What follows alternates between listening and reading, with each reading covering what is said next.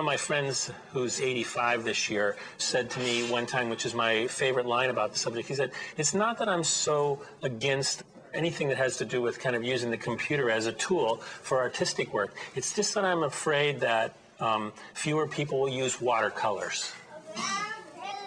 I think it's very important to maintain play with real concrete objects, that keeping ourselves walking around in the woods and swinging from trees and digging holes in the dirt and getting a sense for the feel of things. Much of our conduit for the understanding of the world is simply touching things.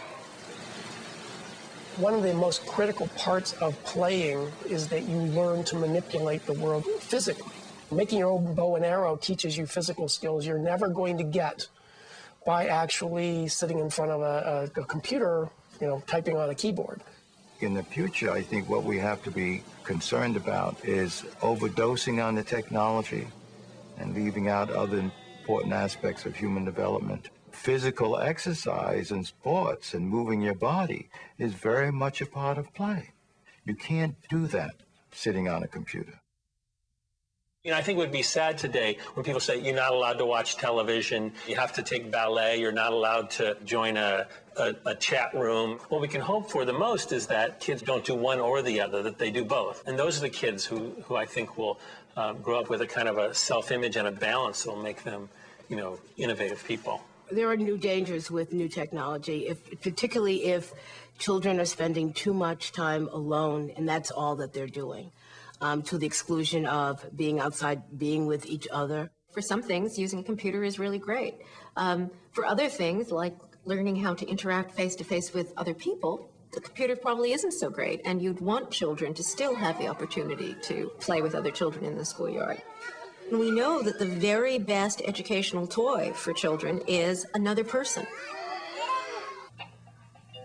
The kind of play that is available to children now tends to get the child to spend a lot of time alone. The isolating potential of these toys is even greater with computers because kids spend more and more time locked up in a dark room with a blinking screen, and on the other side of that screen are hidden worlds that are somehow or other so engaging that there's no desire to go outside at all.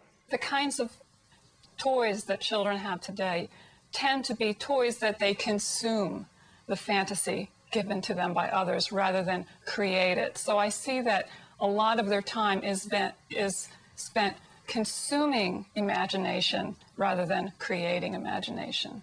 The trouble with these sort of over-engineered toys that have a specific purpose is that they're too specific, and they don't challenge, they don't invite the child to make them into something other than what they were intended to be. There has been a trend to package a kind of narrative into, say, video games or other kinds of electronic toys that limit the player's ability to create.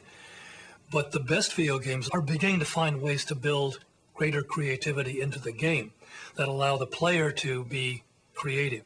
If the idea is to expose kids to technology so that they can begin to see that these things are things in their life, I think there's a lot of good in that. I think when it gets bad is when you start substituting other kinds of regular activities for kids and pushing them too much, too soon. We're really wrecking the whole notion of play.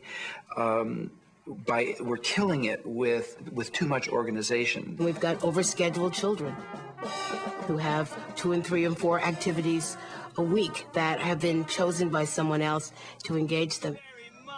My advice to parents, teachers, and those concerned with making play useful: don't try too hard, and to give children plenty of free time.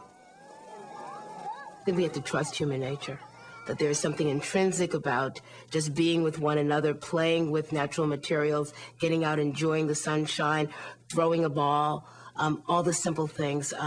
Those things are going to forever remain important to kids. Blow bubbles and have a great time.